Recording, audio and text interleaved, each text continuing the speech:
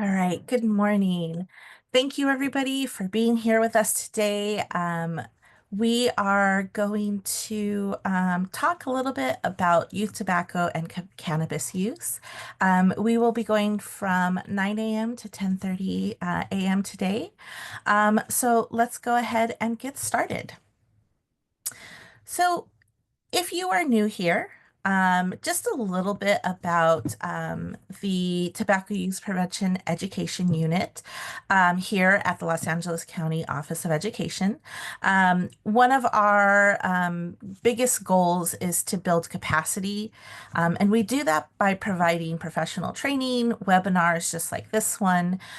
We facilitate successful collaboration, and we basically go in and support LEAs in Los Angeles County, and we do that in a lot of different ways. We can train staff, we offer prevention curriculum training, intervention, and cessation. We also have a new addition to our team, which is primarily focused on family and community engagement. And so if you are at a school district or an LEA that needs any type of support in terms of tobacco use prevention, our contact information is there at the bottom. You can contact us, email us, or visit our website to see other services and offerings that we have available. Our team is a mighty team of five. We have Mark Hernandez, who is our program coordinator, and today he will be manning the chat. And so any sort of questions, any comments, anything that you have during this session, feel free to drop them into the chat and Mark will be answering them for us. My name is Linnell Lujan. I'm a senior program specialist here at Lake Goes to Be unit. I oversee the DOJ grant, which has a lot to do with alternatives to suspension. Our other senior program specialist is here, Derek Reed. He oversees our Tier 2. And Kira McNeely is our new team member who is a senior program activity specialist who is working with families and community engagement in our school districts. And then the one who keeps us all together, our division secretary, is Jasmine Martinez. As I mentioned earlier, our chat is being monitored today, so please feel free to ask questions, to interact with each other, drop any kind of comments that you need, and we will be fielding them during the webinar. As you may have noticed, this webinar is being recorded, so if for some reason you need to step away or you missed something, or maybe you want to share this information with a colleague, this information or this recording and any materials that might be relevant or contact information will be sent out to participants after the webinar. And so with that said, I want to go ahead and get started and introduce Kimberly Homer Vagadori. I hope I said it correctly. She is the program director or project director for California Youth Advocacy Network. And today she's going to be presenting some of the findings and information about youth use in tobacco and cannabis. So let me stop sharing my screen and hand it over to you, Kimberly. Great. Thank you so much. Good to be with you all today. Happy Friday. Glad we made it to the end of the week. And if anybody attended the Stanford conference earlier this week, you might be a little bit tired about hearing about youth substance use, but I want to really highlight a new perspective today. Maybe it's a perspective you hear from the young people that you are working with on your campuses. But what I'm going to be going over is some prevalence data. I think it's always important to be grounded in the science that we do have of what's happening both nationally and here in California. And I have some LA County data to also share with you, but also to hear what young people are telling us about tobacco and cannabis products. So that's what I'm going to get into for the next hour or so. Before I get started, just to tell you a little bit about who I am and where I come from. So, I work with a statewide organization called the California Youth Advocacy Network, and we're based in Sacramento, but we work across all of our 58 counties and 3 city jurisdictions to address tobacco use. And really, what our goal is to ensure that young people are centered in the work that we're doing and that they're leading the efforts to change the policies and systems that are leading to youth substance use specifically. And so we teach adults how to authentically engage young people in system change work, and then we train young people on how to do advocacy. We also do our own organizing and advocacy work at all of the colleges and universities across the state. And about 12 years ago, we started to have focus groups and conversations with youth and young adults to learn more about the products they were seeing in their communities, the things that their peers were using, and what they thought about them and what they called them and how they received information, as well as what information they trusted. We continue to have those conversations with young people, and that's really what I'll be talking a lot about today are the findings from those focus groups. But everything that we learn, we then turn and put it back out into the field for our partners. So through presentations like this, we have reports on our focus group findings, and then we also create resources, both print and digital materials for youth and young adults in the state. We have been doing tobacco prevention work since 1997, and I'm excited to share that we have a new contract through the Substance Abuse and Prevention Branch at the Department of Public Health to now replicate some of the work we're doing on tobacco and do that also for cannabis. And so we have a lot of materials to try to motivate and support young people in quitting tobacco. And now we'll be creating new resources to increase awareness about the dangers of marijuana products and how to support behavior change for youth and young adults who might be using cannabis and are ready for behavior change. So those things will hopefully be out and ready for distribution with youth in hopefully in the fall. So today what I'll be going over is just touching on some prevalence data. So again, we always like, this is the hard part with our work, is that we always like to hear what the literature says, but then we want to know what is happening at the local level. One kind of challenge that we have when it comes to surveys is that they take a long time to collect the data and then also to be able to publish those findings. And so we want to hear from you. We see these numbers, but what are you seeing locally? What products do you see your peers using? And then we always like to track it regionally too, because there are differences in who is using products and what products that they're using. So I am going to be highlighting our findings from our last round of youth listening sessions in 2023. However, you're going to hear me either back up or share some differences that we're hearing from college students. We are actually doing 2 waves of young adult college focus groups right now. One is part of a study that we're doing with community colleges where we're having focus groups with young adults who are current or former tobacco users to understand their use and why they use tobacco and if they're co-using with other substance and what are barriers for behavior change.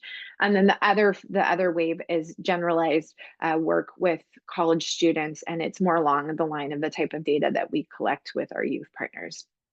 And then I'm going to talk about what are some factors that might be causing or leading to youth use of tobacco and cannabis, and then how can we use this information to really support young people in either not initiating or in behavior change. So just a note, I can keep my chat box open if you have any questions. I'm a pretty informal presenter, so if anything pops up along the way and you want to ask, feel free to drop it in the chat. Also, feel free to raise your hand and I can see you and answer that way too.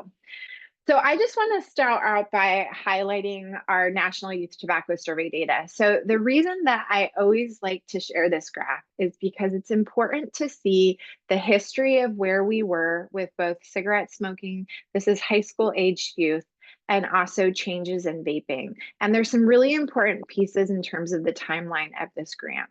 So looking back at 2011, this is before vaping really took off. It was just being introduced into the United States. We were successful in reducing youth tobacco use. So back then, we primarily focused on cigarette smoking and some smokeless tobacco use. We also were dealing with young people who were smoking hookah, and in some cases, there was a company at that time, they're still around, and it's a product called Snus. It was RJ Reynolds had come in, but all of the big tobacco companies were trying to introduce these alternative products to cigarette smoking. And a lot of that was because we have been very successful in reducing consumption of cigarettes because of all of our smoke-free laws, because of increased taxes on cigarette products.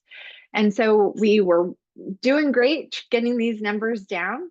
And then vaping was introduced. So you can see around 2014, we started to see the increase there, started to go up again in 2015, and then it was dropping. What we had learned on early with vaping devices was that they were not sufficient in delivering nicotine the same way that cigarettes were. So a lot of people would experiment with a vaping device, the ones that look like cigarettes, we call them e-cigs, or with pens, and they would get the nicotine, but it wasn't sustained in the bloodstream the same way that cigarettes were. And so they would often co-use. So they would vape or they would smoke or they would vape and they would use smokeless tobacco products. And so we were starting to see some stabilized numbers around 11, 12% for youth use. But then in 2018, the numbers took off, and this came from the introduction of Juul. So Juul did a few things, and they really changed vaping in this country and abroad. So the first thing they did was they changed the nicotine in nicotine delivery devices or in e-cigarettes. So prior to the introduction of Juul, it was a freebase nicotine solution in all of the different products. And freebase nicotine is really difficult when you aerosolize it to inhale it. It has a pretty harsh throat hit. And so what people were finding is they just couldn't vape that much because it was physically hard to do so. The other thing is that people had to have bigger batteries to get more nicotine from the aerosol. So that's why we saw, and you'll see a picture later in my presentation of how the vaping devices grew in size. And that was because people needed more aerosol to get more of that nicotine. So Juul introduced a nicotine solution that uses a nicotine salt instead of a freebase nicotine.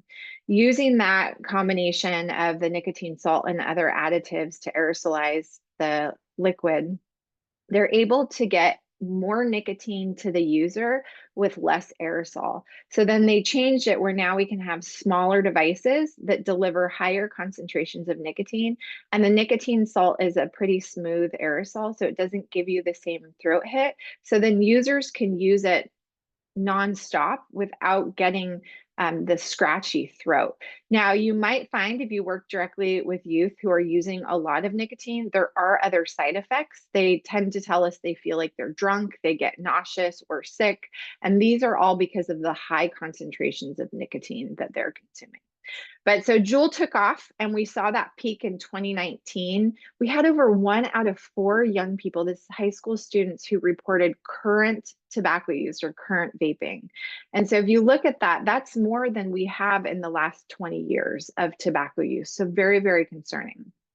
So since that, we've seen a drop, which is great that we are starting to go down. And now at the national level, we're at about 8% of high school youth reporting current use. The one thing that we are starting to track is this little purple line here, which is oral nicotine pouches. So one of the concerning things with oral nicotine pouches is there is kind of this sentiment right now, and we recently heard this from the FDA, who has authorized the sale of Zyn in the United States, is that the numbers just aren't showing that this is going to be a problem for young people. But if we look back to 2011, we had 1.5% of youth vaping, and then it blew up. So we are concerned about oral nicotine pouches, and I'm going to get into a little bit more about why that is. So the national survey does ask youth to identify what are the products that they are using. So of the youth who know what they're using, and I want to put that with an asterisk because typically around 50% of youth who respond to the survey don't actually know the device that they're vaping. But of those who were able to recount what device they're using, BC 5000 was the top. This is also the Elf Bar that's been rebranded. And then the other ones, Breeze and Mr. Fog, these are not, we don't see these a lot in California. And so I'll get into our California data in a minute. And then Views and Jewel. So again, these are data that were collected from students in 2023. And so it's a little bit outdated. And this is really to show you more so how quickly the devices are changing. So in California, the good news is that our numbers are dramatically lower than they were at the peak of 2018. Our survey, the California Youth Tobacco Survey, is typically collected every other year. For the last couple of years, the Department of Public Health has collected the data annually.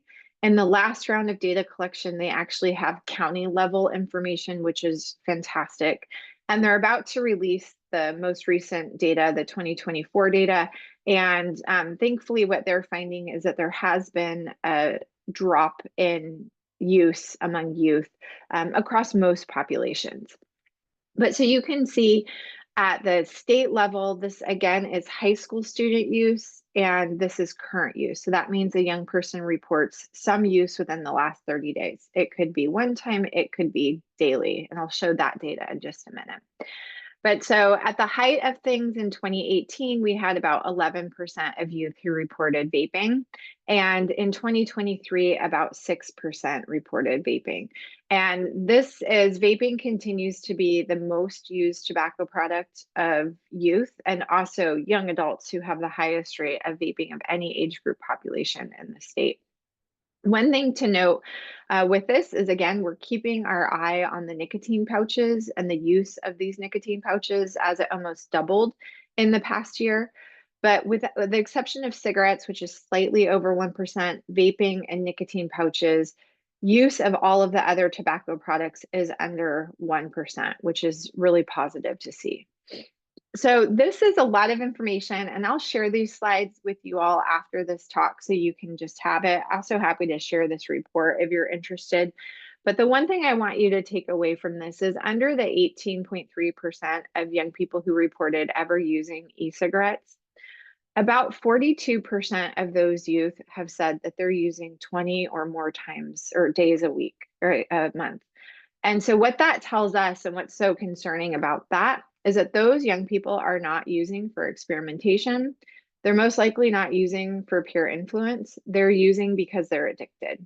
And so how we have conversations with these young people is going to be different than a youth who is using because they were curious or they wanted to taste what it was like, or they have a friend that's using. So this is somebody who has a physiological addiction and most likely a behavioral addiction as well. So in LA County, the good news is that you all it shows the work that is happening within schools and that's happening within your communities to really restrict the sale and the access of tobacco products, and that your numbers are lower than what we're seeing at the state. I actually did a similar talk 2 days ago for a different county, and their numbers looked wildly different from what you all have in LA County. So always like to share the positive news. So looking at ever use. So this is a young person who says, yep, I might have used tobacco at one point, even just one time, but not current use. So you're just about 16.5% compared to the statewide data of 21.5%. So current use of any tobacco product, again, past 30-day use is 5% in your county. And then about 3.5% of youth, high school age youth, are reporting current vaping. So that's the way that the questions are asked is it is specific to nicotine vaping. We'll get into the marijuana data in just a minute. And then again, similar to what we're seeing at the state, all of the numbers are under 1%. And actually for you all, nicotine pouch use is also lower than the state average. So this is really positive news. Now, one of the tricky parts, if you're at a school, you might be looking at these data and say, okay, this looks good, but why are we seeing so many young people who are vaping on campus or coming to us with some challenges. That's the number one thing I get, is that you say the numbers are low, but we still are having this issue on campus. And some of that also is because the behavior has changed. So a lot of young people are not just experimenting with these products, but they are addicted. And so they have to use them throughout the day to keep that addiction going. They're having cravings and physical side effects from not using. So that's why we're seeing it happening on campuses with these new vaping devices. And we didn't see that prior to the Juul epidemic. So, what we know about California youth who are using tobacco products, that as young people get older, their use of tobacco increases. And this actually continues through young adulthood. So, what we know is that even as students age out of high school, their use increases, their vaping increases. We have almost doubled the rate of cigarette smoking among young adults in California. So, the work that you all are doing in schools through the time they graduate is really, really critical, because we want to try to prevent initiation at any time, even when they go away to college or the military or right into the workforce. We also know, regardless of age group, so this is across every age group population, that individuals who report poor or worsening mental health have higher rate of tobacco use. So you can see here about 15% of youth who reported having poor mental health also reported tobacco use, compared to about 6% who said that their mental health was good or excellent. With race and ethnicity, white students do have the highest rate of tobacco use, and some of this is directly associated both with vaping, but also we know that white and rural students are more likely to use smokeless tobacco products. I don't include this information in this presentation for you all, being in LA County, but one factor for tobacco use is rurality. So youth who live in rural parts of California have significantly higher rates of tobacco use than youth who live in urban communities. And one of the things that's really interesting with that is we often get pushback from people who say, why is that? Because youth in urban communities, they see all of the stores around them that have all the advertising and the marketing and the access. But one thing to note is that urban communities in California are also more likely to have stronger public health policies and less access to tobacco products than in rural spaces. And then finally, LGBTQ students also have higher rates of current use compared to straight youth or cisgender young people.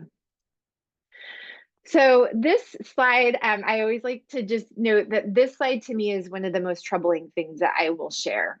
So in the survey, youth are asked, why do you vape? And they're given a list of different reasons that they might vape.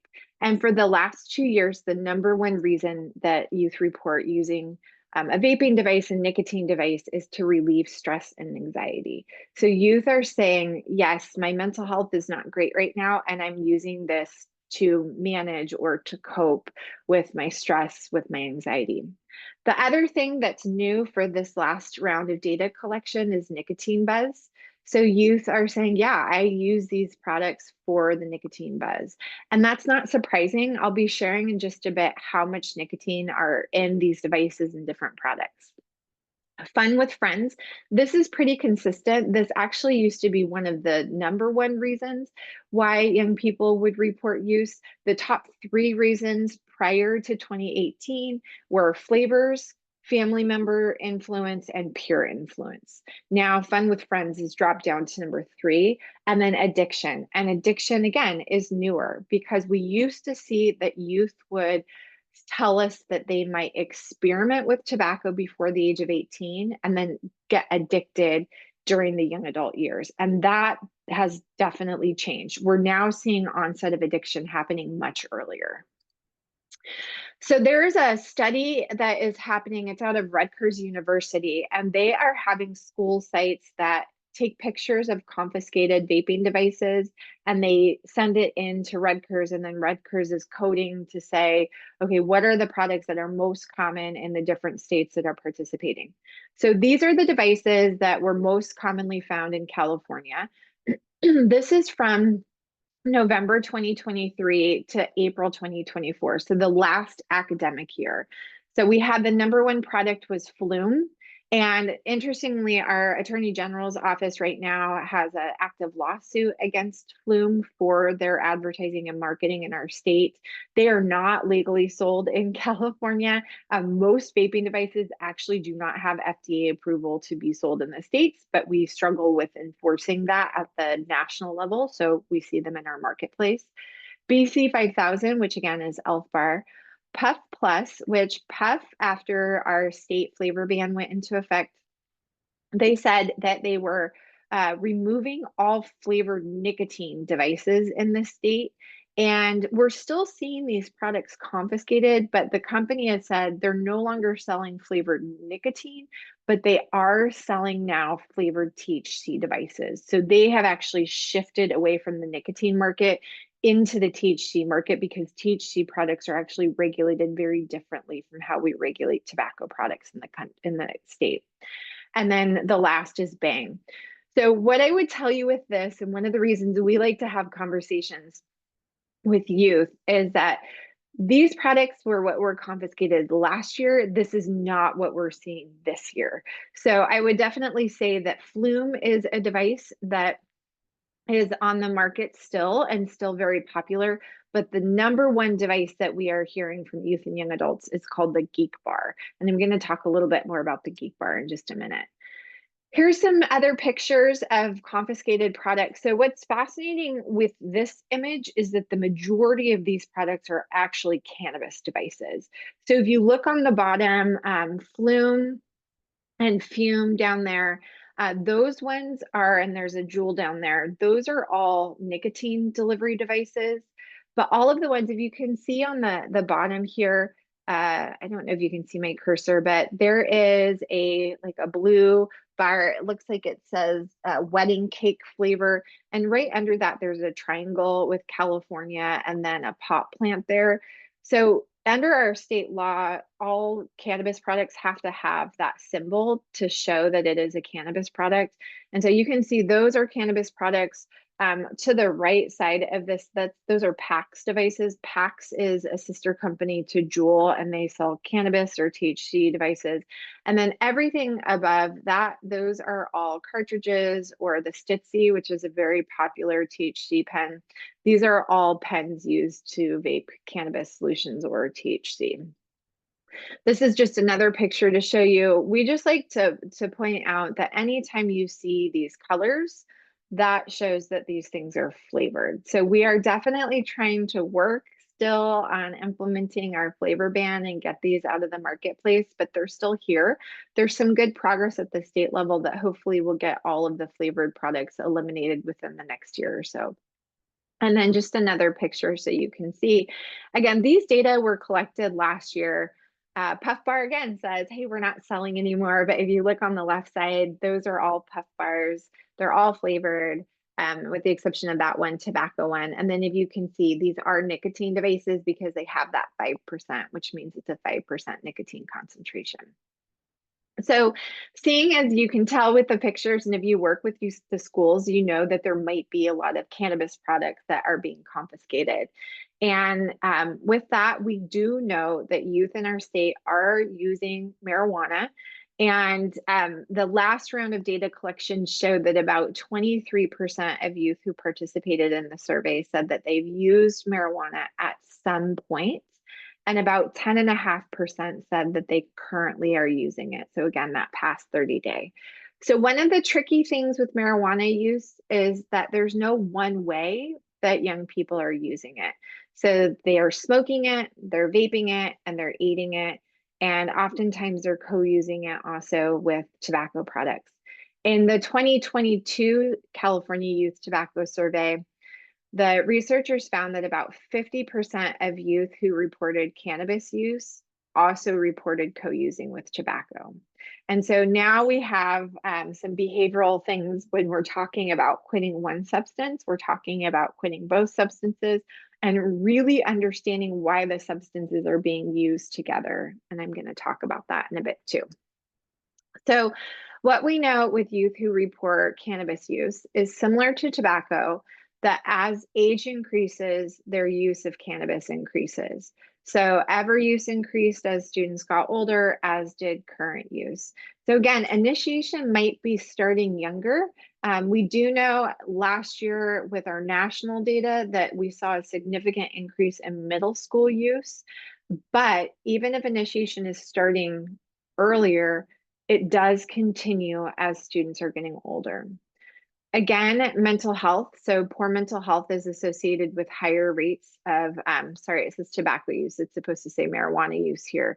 So it's associated with both marijuana and tobacco use, but for these data, it's marijuana. And then with race and ethnicity. So African American and Black students have higher rates of marijuana use, followed by white and then multiracial students. And then finally, again, LGBTQ students have higher rates of use. One thing I also want to note when it comes to marijuana, this is not youth data, but we have some college data that shows that young adult trans students or non-binary students have significantly higher rates of cannabis use than cisgender peers. And what's interesting with that is if you look at trans students, tobacco, alcohol, and cannabis use, their tobacco use is about the same as cisgender peers. Their alcohol use is slightly lower. Their cannabis use is significantly higher. And we also know that trans students have higher rates of worsening mental health. So those things, again, go hand in hand. So now I want to transition away from the science and talk to you about what we've heard from youth. And again, I'm going to tell you what we got directly from young people, but then also kind of reiterate some of the things that we're hearing right now in our current focus groups. So just a little background, our team has been conducting these focus groups since 2013. Whenever we have these groups, we either do them with youth, usually high school or middle school youth, or we do them with young adults. We rarely mix populations, and part of that is because we don't want age to influence what people are sharing. And so we've started the groups. The first group we had was in 2013 was with young adults. And then since then, we have, you can see the breakdown of populations.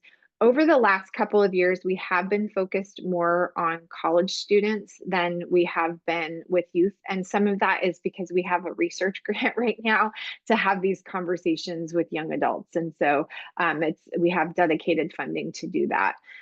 We do these groups throughout the state. So generally the way that it works is someone will call us and say, hey, would you be up to coming and help us understand behaviors that are happening in our community? So we actually have a high school in Sacramento County that reached out to me recently and said, we're really struggling with dealing with vaping on campus. We have students that are regularly coming in. We keep suspending. It's not working. What's going on? And so we said, okay, let's go talk to students. Let's find out. Let's find out why they're using. Let's find out where they're accessing.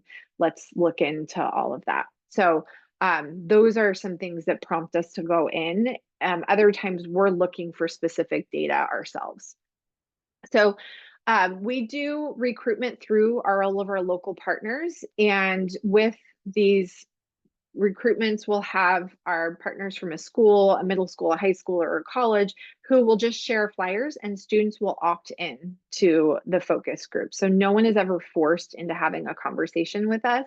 We do bring in snacks and gift cards. We really want to respect the young people who share their time with us and share their thoughts by providing them with incentives. And then we don't force anyone to talk. We just create a space where people feel comfortable talking. Oftentimes, we do ask that there are no other adults in the room unless those adults are trusted people with youth. And a lot of that is because we want youth to feel comfortable answering the questions that we're asking them. And we are asking them questions that if they self-disclose information in some settings, they could get in trouble for sharing that. We ask them things like, tell us where students buy tobacco, those types of things. But we never ask youth to self-disclose their tobacco use to us verbally. They are welcome to, but we don't ask that. So we ask things like, tell us what your friends are doing. Tell us what you see in a community. So for the 2023 listening session, which was our last round of youth groups, we really wanted to focus on products and devices. And so we show pictures of products to youth, and then we ask them to tell us what they call them. If I show you this, what is this? Who do you know that's using it? Why are these people that you know using it? What do you think about this? And part of that is because at the very beginning of our groups in 2013, we realized that the language we use in public health is very different from the language that youth were using to talk about products.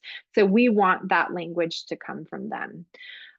Even in our groups today, we ask them to tell us what certain phrases mean or what certain terms mean. So, for example, we used to think that if I said smoking, and actually this is really common in my field of tobacco prevention, if you say smoking, you automatically think cigarette smoking. And that's not necessarily the case with young people. We're actually coding a focus group transcript right now from one of our college groups. And one of the students is constantly saying smoking, even though she's talking about vaping devices, because the language can go kind of hand in hand. In our 2023 groups, we also wanted to understand how enforcement was going with vaping on campus. What did students think about it? I know that vape detectors were a big topic of conversation back then, and in some spaces they still are. So we wanted to ask students what they thought about all of that. And then finally, our team has really been doing a lot of work to focus on how do we support young people in initiating behavior change and what resources would they use to quit. So we ask those questions as well. At the end of the survey, we give all students a form to complete. We ask them not to put down their names, their emails, or anything. We do ask them, though, some demographic information. We ask about their current and ever use of both tobacco and marijuana products. And then we ask them to tell us a harm assessment. So, do they think that different products are as harmful as smoking a cigarette? Or even marijuana as bad as smoking a cigarette? And the reason we ask about cigarette smoking is because consistently young people still tell us that smoking cigarettes is the most harmful tobacco product that you could use.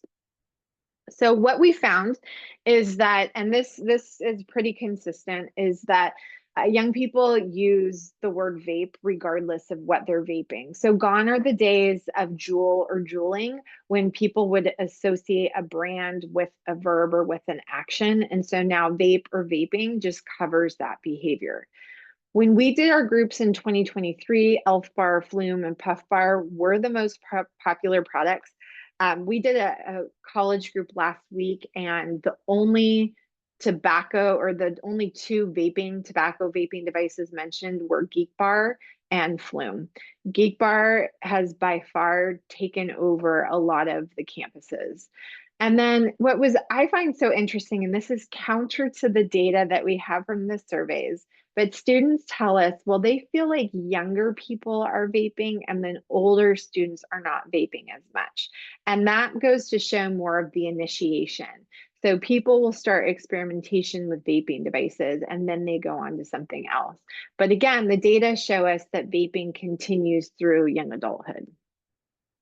So there is some harm that is associated with vaping nicotine products. But there's also a belief that vaping is less dangerous than burning a cigarette. That is not the same as with cannabis, though. So the concept of burning weed is not as dangerous as burning a tobacco product. So I want to note that it's not just the act of burning something. It's just associated with cigarettes specifically. But youth do recognize that tobacco products are addictive. One of the things, though, that was interesting with that component is that youth say, yes, we know that tobacco products are addictive, but young people can't really tell us what that means. So we ask them to tell us, what does that mean to be addictive? What does that look like? What does that feel like? They don't really know. If we then start to tell them, this is what addiction feels like, and give them scenarios, like you're sitting in class and your hand starts to shake a little bit, or you feel nervous, like you have to get up and go vape, that's addiction. So this is what's happened to your brain, and this is why you're starting to have those symptoms or withdrawal symptoms. So explaining to them what that looks like.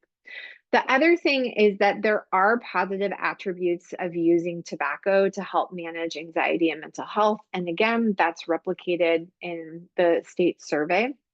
We also, in our focus groups right now, have young adults tell us that tobacco is pretty commonly used to treat ADHD symptoms and help students focus. So other observations where we know that flavors were very, very popular, and that continues to be the case. But again, there's a lot of work to try to remove them from our communities. Bathrooms have been popular places for using on campus. It's easy to just sneak away and to vape quickly and go back into class. Students told us that dual use of marijuana and tobacco was pretty common. Sometimes they could not differentiate between if they were vaping a THC product or if they were vaping a nicotine product. However, students did tell us that people are more likely to vape a nicotine product on a K-12 campus than vaping THC. However, though, if you look at those confiscated pictures, you can see all of the weed products there. So that's a little bit mixed. They just told us it's easier to sneak on a nicotine device. And then students said, yeah, we know people who are smoking or using smokeless, but that's not that common. This is before Zyn took off, though. So 2023 is before the oral nicotine pouches really took off. What we're now hearing from college students, at least, is that they're using nicotine products during the day to stay alert and focused in class. So they're using Zyn in class because it's easy to hide. They're vaping in between classes and sharing with friends. And then when they get home, they're smoking weed because they're all jacked up on nicotine and they need something to help them remember to eat and help them go to bed. But then because they're using weed to go to bed, they don't get good sleep and they wake up in the morning and they're really tired. So then they get back on the nicotine or they get back on caffeine products. So we test in every focus group our language. And so we ask students specifically with marijuana because, and you hear me, I still do this where I kind of intermix cannabis versus marijuana. There's a lot of actually debate between using the word marijuana versus the word cannabis.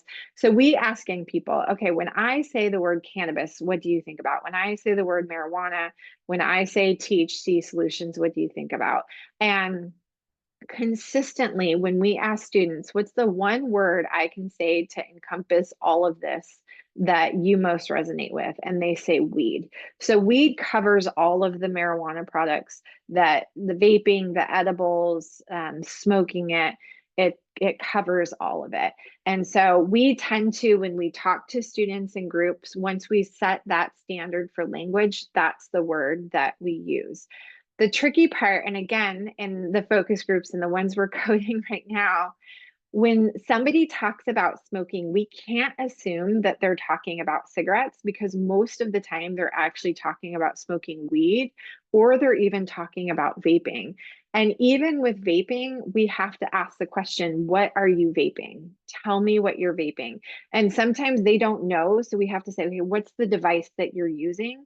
Or at least show it to me. Does it have a cartridge? If it screws in, okay, that's a THC solution. Is it a single use? So we have to try to discern that because again, reasons for use and when they are using impacts the behavior. We also asked them to tell us if I wanted to buy weed from somebody, how would I do that? And they told us the emojis that they would use that you just plug into your dealer and then you could meet up with somebody to get those.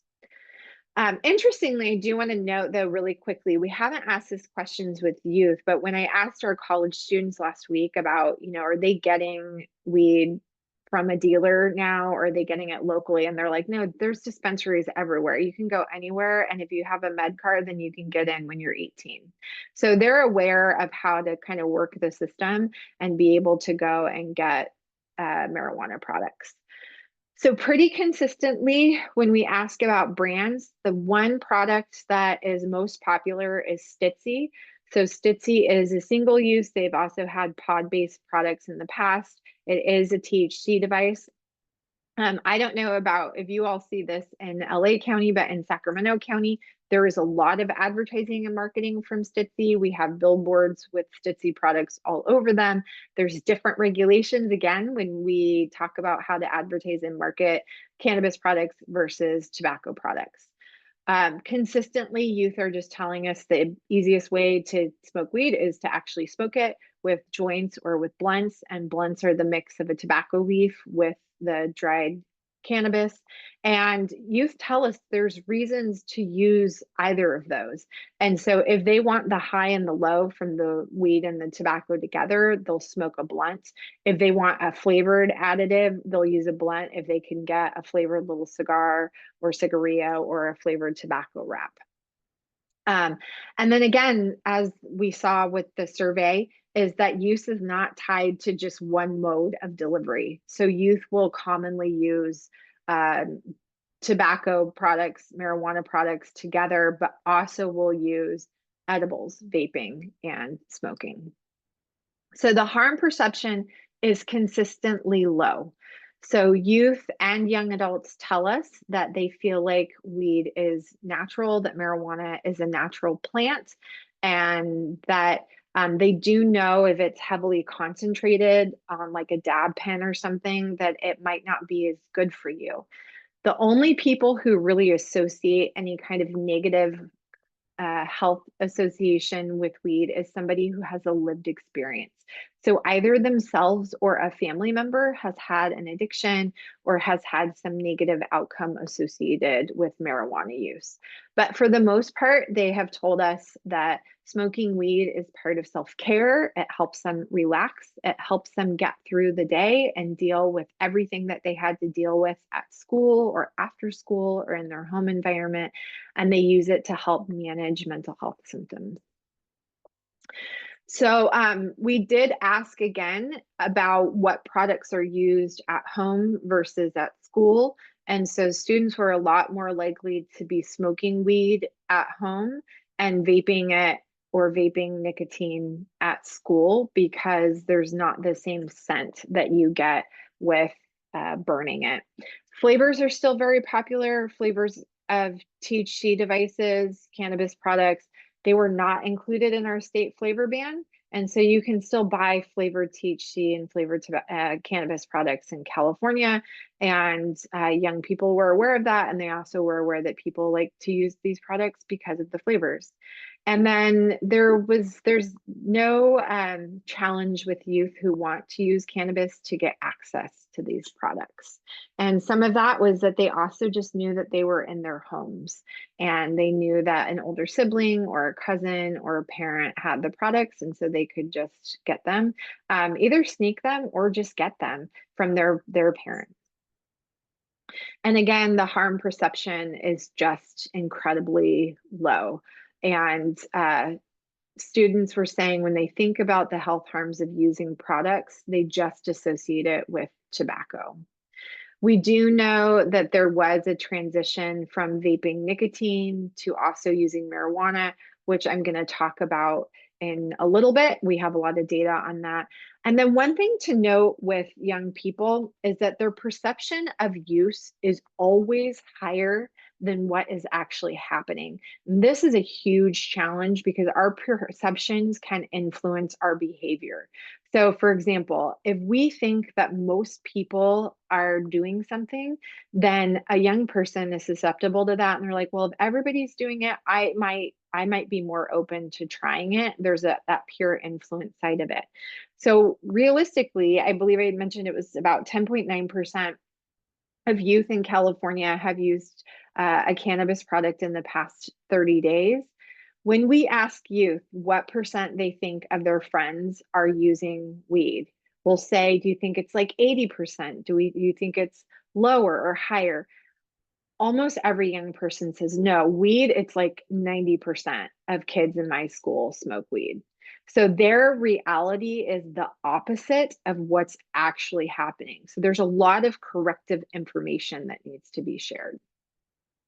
So getting into cessation, and this is not specific to marijuana, this is general behavior change we asked students about.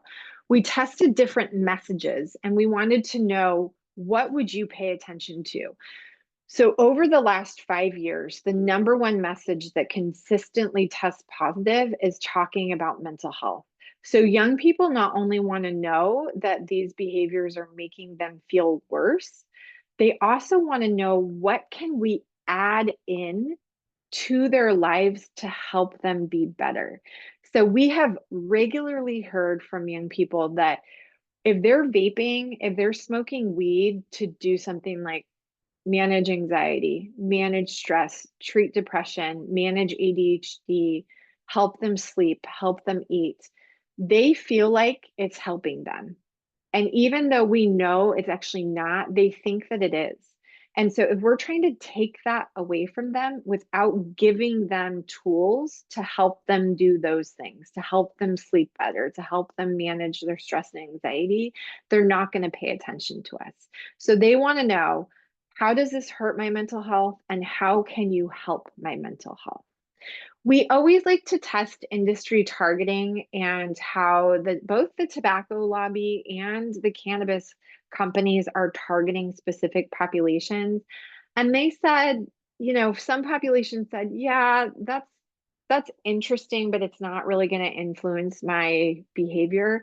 Others, though, respond differently, and some of this also comes from critical thinking. So, in the past, if we've worked specifically with African American youth and we talk about, what if I tell you that the tobacco industry targets Black families with menthol products? And they're like, well, everybody that I know, my grandparents, my parents, everybody's always smoked menthol.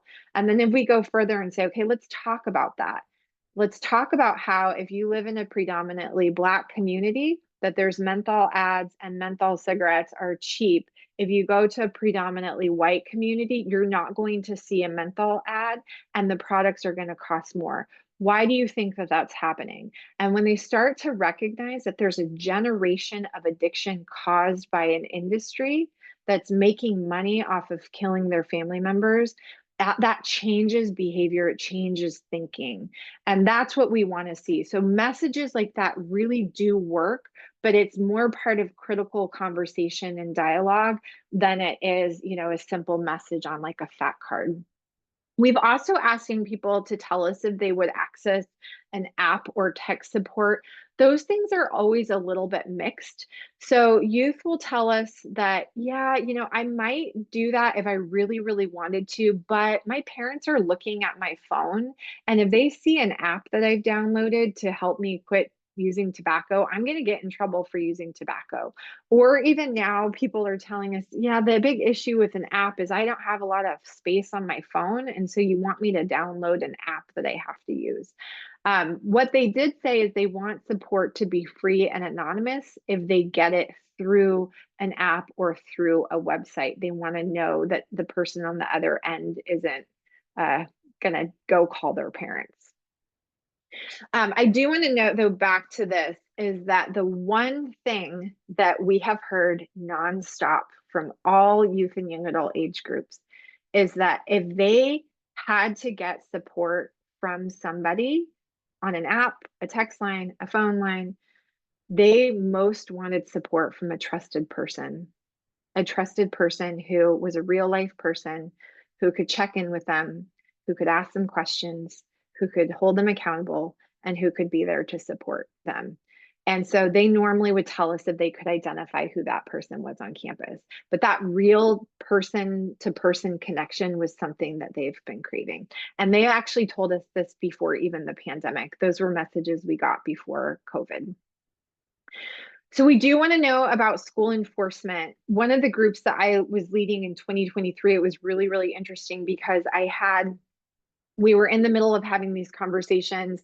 Again, you can see now looking at the responses, some of the questions that we're asking students to tell us about. We do a lot of work to create a trusted space that you feel comfortable sharing and having this conversation. And we had a teacher that was in the room. The young people told us she was one of their trusted adults and they felt like they could say anything in front of her. And so we're having this conversation. We're really deep in discussion on marijuana at this point. And another adult walks into the room and sits down. And at this point, I can see all of the youth faces change and they just stop talking. And so I said, hey, let's take a break and let's go just get a snack and then we'll come back and talk about messaging. And I knew that messaging wasn't anything that could get anyone in trouble. So As we go to break, a couple of the young women who were really talkative earlier on in the group came over and they're like, yeah, we're not going to tell you anything more about what our friends are doing with her in here. And I said, oh, is that your school resource officer? And they said, no, that's our vice principal. And she's a narc. So we're not going to say anything. And I said, okay, good to know. Let's change the questioning. So throughout the rest of the group, we talked about behavior change. We talked about where they would go to get support. And afterwards, I had the vice principal come over and very well intentioned, but she told me she was very frustrated that these young people were talking about how there's no services on campus to support them when she knew that there was because she is able to offer that support to students. And so she's just frustrated that they're not utilizing them.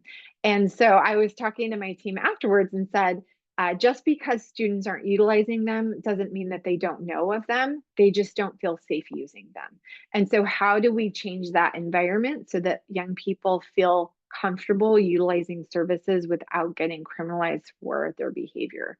So, that's definitely something that we're really exploring. And this is really tricky right now with the way that um, that we have our even our education codes have things about criminalizing young people who are using substances on campus. Youth did tell us that they would be open to peer-to-peer intervention of some level. And they also just didn't believe that vape detectors or suspension had any positive impact. They felt like they just created a surveillance culture and just sent people home who should be in school and are now just going home instead and are going to continue with the behavior. We also talked about having trusted adults. So we asked youth to tell us the names or the identities of people who they did trust on campus or at home. Do they have parents that they could trust? Do they have teachers? Do they have coaches or club leaders that they could trust? And some, not all, but some really struggled to identify more than one person on their campus that they were able to trust. One of the tricky parts is a lot of them had the same person. And so that person then carries a lot of responsibility as being the person on campus that all the young people really support. And then what we found to be really interesting too was that a lot of young people said that they're really comfortable talking about behavioral health concerns with a trusted adult if they have that person, but they're very timid on who it is. And again, that oftentimes those staff are really too overwhelmed to help with them because they're helping so many people. And then the other thing is that youth were just aware that substance use is still criminalized on campus through school policies. There actually is a new law, Assembly Bill 2711, that has slightly changed that. And I'm happy to share more of that if you all haven't heard about it. So I want to transition on to what are factors that contribute to use. So as I mentioned, these products are constantly changing. They are discreet, they have less aerosol, so they're harder to track, and they're bigger in terms of puff count and the amount of nicotine. So some devices have over 35,000 puffs in them, so students can share them. You don't have to buy your own device anymore, you can just share it. And they're considered to be less harmful than smoking a cigarette or other products. So this is just an example. Again, I want to highlight the Geek Bar because the Geek Bar is a very popular device right now. So Juuls, when Juul was introduced, Juul was designed to replicate the experience of smoking a pack of cigarettes. So by federal law, the cigarettes, a pack of cigarettes has 20 cigarettes. Each cigarette is about 10 puffs worth of nicotine. There are 10 milligrams of nicotine in a typical cigarette, but a user absorbs only 1 to 2 milligrams of nicotine. The rest of the nicotine is burned off. And so if you were to smoke a pack of cigarettes or a Juul pod, you would have about 200 puffs of nicotine and 40 milligrams of nicotine. A Geek Bar has 25,000 puffs and it has 900 milligrams of nicotine. So that's almost 23 times the amount of nicotine as in one Juul pod. So that's really shocking. This is something that can only be regulated at the federal level. We can't deal with that here in California, but these products are getting bigger, they're getting stronger, and they're pretty cheap. So you go buy a pack of cigarettes for $18 in the state of California, and you can get a geek bar for $21, $22. So this is one of the designs of the Geek Bar. They are constantly changing their designs. I like to keep this one in my presentations. This is the Christmas edition, and I just really like it. I think it's a bit comical that they have the reindeer in there and they had something branded for the holidays. But you can see this is what it looks like. The way that these operate, and these are actually commonly now, we're seeing this with a lot of other devices, is they have the battery capacity, they have the e-juice capacity. So you can see how much of the liquid is left in your device. And then with puff bars, you can also change the vaping mode. So at the bottom of the device is this little switch that you can flip. If you are getting a hit of your vaping device and it doesn't feel like you're getting enough nicotine, you just flip this open and it opens up these three little holes. It allows the individual to draw in air with their puff. And as you get in more air, you get a stronger hit, you get more nicotine. And so it won't have that same 25,000 puff because each puff is worth more now. You're getting more nicotine, but it's just giving you an opportunity to take in even more nicotine than you normally would with a puff. So one thing that Geek Bar is doing is they're now introducing non-single use devices. So the last one I showed you is a single use device, which means it's designed to be technically thrown away after you use it. These single-use devices, actually all vaping devices, are classified as toxic hazardous waste in the United States. They are toxic due to the nicotine solution, and they're also hazardous because of the battery. And so none of these products are supposed to be thrown into the trash, but they normally are thrown into the trash. And there are some initiatives at the state level here in California and also a bill in New York that would ban the sale of any single-use device in our states. And so we're starting to see companies now go back to doing pod-based and cartridge devices to get around those bans that might be coming our way. So this is what Geek Bar is introducing now. So I also want to talk about smart vapes, and I realize I'm just going to stop sharing for 1 second, and then I'm going to reshare because I forgot to share my sound with you all. But I want to show you these smart vapes because this one, it's called V-Touch. I like to share this because this is a device that was confiscated from a school in Northern California. So we definitely know it's in our state, and you can get a sense of what these devices do.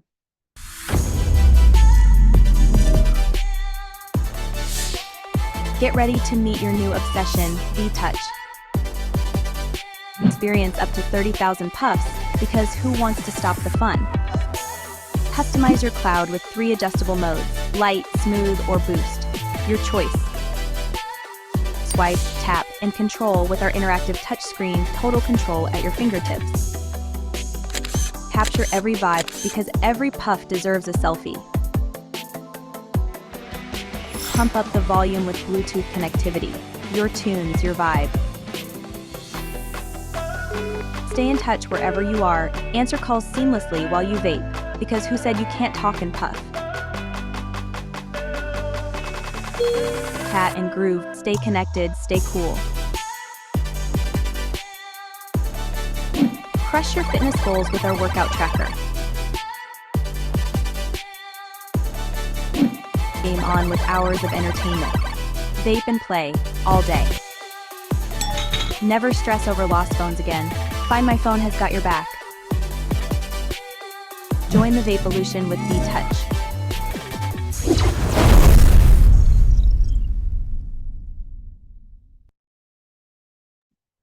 So you can see these new devices are designed to replicate phones. And so now you actually can just connect your phone to the device and leave your phone behind. And the interface of this device is just like an Apple Watch. So it's very intuitive. People already know how to use it. I always, when I watch that video, I'm just shocked by some of the claims they make about crushing your fitness goals, connecting with friends, taking selfies. So they're really tuned in to the people who are they're marketing to. So moving away from vaping devices, I just want to touch briefly on some of the new oral nicotine products. So we used to always just talk about smokeless as that ground up tobacco that you pack in your lower lip. And then we transitioned from smokeless over to snus. So smokeless tobacco just historically has predominantly been used by males, tend to be white males, people who have physical jobs, blue collar jobs, athletes. It's definitely a stimulant, but it does require you to spit. So the tobacco industry introduced snus in the early 2000s. Snus is a pouch tobacco. It is all tobacco, and it's designed to be put in your upper lip. And the idea with that is you have less salivatory glands in your upper lip, so you won't need to spit. You just put the snus pack in there, and when you're done with it, they last about 30 minutes. You just take it out and you throw it away.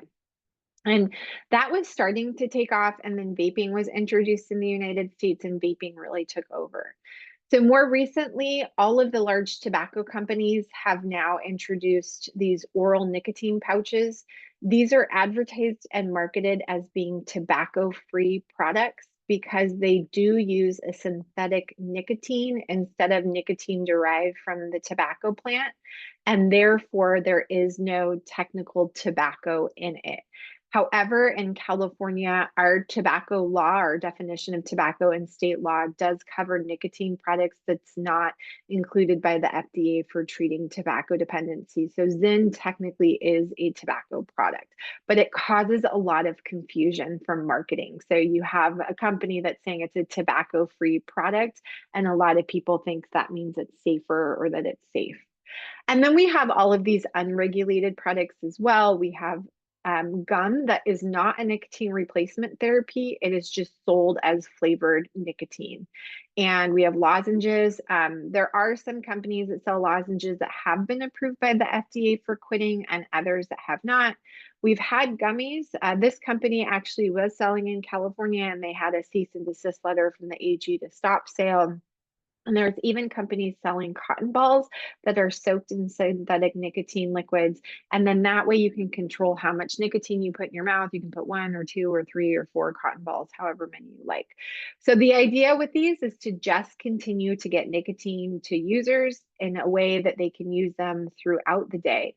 Some of the concerns that we're seeing with Zyn specifically, this is by and far the most popular oral nicotine product, is that young people are not only just using one pouch at a time, they're just stacking their mouth with a bunch of pouches. So it's a lot of nicotine consumption throughout the day. We know that Zyn has gained incredible popularity in social media spaces. You could spend hours and hours on TikToks using any of these hashtags, looking at videos of youth who are using the products. The videos themselves are disturbing. The comments are downright terrifying. If you look at how people are using them, the quantity that they're using, there's just stories of youth who even will go to sleep with nicotine in their mouth. Their body will wake them up in the middle of the night to get more, and then they'll put them in, and they're just using nicotine nonstop throughout the day. So Zyn has exploded in the United States, and they continue to grow, and they actually have recently broken ground on some new plants to start selling and creating these products for US distribution, as well as another product I'll talk about in a minute. But what you'll notice with all of these, most of the cans have 15 to 20 pouches, but they vary in nicotine concentration. So Zyn has 2 versions. They have a 3 milligram and a 6 milligram. This top 3, Zyn, On, and Velo, those are all from large cigarette companies. So Philip Morris International, On is from Philip Morris USA, Austin and Altria, and then Velo is from RJ Reynolds. And then at the bottom, we're hearing a lot about Juice Head being pushed out in California marketplace.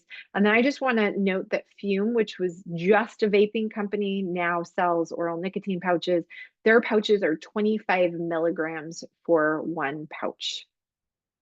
And this is just what they look like. So you can see, again, these are all synthetic nicotine, so powders made in a lab. They're different sizes and consistency, but they say that these are just cotton pouches that have a nicotine powder that has all of these added components like wood pulp and different things to give it volume and then help with the pH balance so that the nicotine absorbs better. And then the last product I want to talk about, this is a new generation of smoking. It's called IQOS. It's a heat not burn device. And so it has this little battery pack at the bottom that's topped with a heating blade. And then the heating blade sticks into a tobacco stick. It is a little filtered tobacco stick. And it heats the tobacco up just to the point right before it burns. And so it heats it so that you get an aerosol instead of a smoke that comes from it. And the tobacco industry is saying that this is a healthier solution to cigarette smoking because you're not burning the product, you're not getting the tar. So it is a healthy alternative to smoking, but it is still consuming tobacco and not safe. And it is very new, so we don't have a lot of studies on it yet. However, this was just approved for sale in the United States. It's been launched in Texas and is being tested there to see if it will take off in the US. It is doing very well in Asia. And it's not just tobacco products that are changing. We also have cannabis devices and products, edibles, all sorts of different vaping devices, combustible, and then other solutions. The hard part with all of this, again, I did this talk a couple days ago to a tobacco prevention coalition, and a lot of the products I had talked about, they didn't know about. And so if we in our own field don't know about this, how do we expect parents and families and educators to know about them, because they're changing so quickly? And so what we have found with our focus groups and what we really want to take away is that youth do not know, and a lot of parents are not aware of the potency and the dosage of these products. And so, like I talked about, 7 years ago, we were dealing with Juul, which had 40 milligrams of nicotine in a pod. Now we're dealing with devices that have 900 milligrams of nicotine in one device. And so when people talk about, actually have a lot of parent conversations where they'll say, well, I smoked weed 20 years ago and I'm fine. I never got addicted. And so we always like to talk about, these are not the same products. So the weed being sold in California today is not even the tobacco or the marijuana products sold in 2016 when marijuana was legalized. So we have to do a lot of education to help young people understand that when they're experimenting with these products, it's very different. These are high level of addiction, high concentration, high potency of these products. And a lot of that is why we're seeing addiction is starting earlier. And we know that vaping really is just the start. And so we know that young people who would never use a combustible product are more likely to initiate with a vaping device. And as a result, it can serve as a gateway product to other substances like marijuana, or even transitioning to cigarette smoking. We also know that youth and young adults are telling us that they use tobacco and marijuana intentionally. So they're using it to cope with stress, anxiety, with depression, to manage mental health conditions and escape from reality, for self-harm, and also to connect and to fit in with peers. And this is very common in specific populations. For example, LGBTQ communities historically have used tobacco as a way to connect with others. And then also getting the highs and the lows from substances. Something that we just heard at one of our last focus groups that we had not heard before is that there are students who in social situations are using nicotine specifically because they might be the designated driver or the person that's supposed to stay sober that night. And so as everybody else is using a different substance, they use nicotine because they can still drive and still operate on nicotine, but they can't with other things, but they want to be using something. We know that both tobacco and cannabis have a negative impact on mental health. So it actually worsens depression, it worsens anxiety and stress. It causes really negative health outcomes and associations with withdrawal, which can also heighten anxiety and stress.